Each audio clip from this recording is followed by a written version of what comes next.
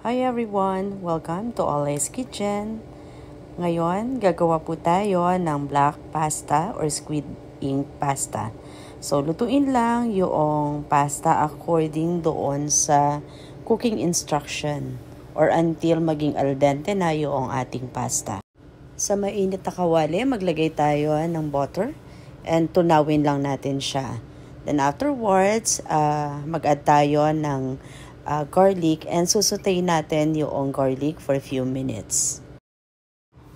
After few minutes, na-release na yung flavor ng ating garlic. Mag-a-add naman tayo ng isang can ng Century na hot and spicy at saka isang regular lang or yung Century na flakes in oil.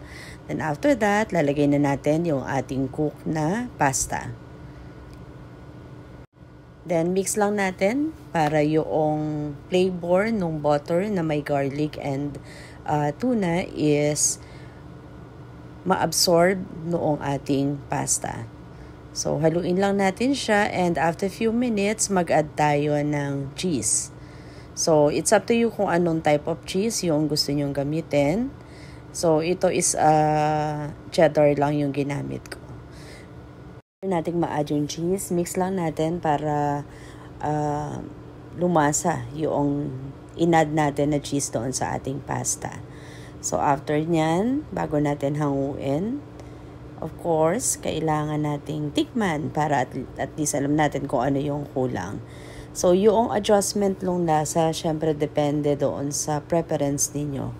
So hindi ko na ilalagay ko ano yung measurement, tansyahin nyo na lang. So, tantiameter tayo dito, guys. So, lagyan natin ng konting tuna. And then, yon. Sarap. Try nyo na. Black pasta with tuna.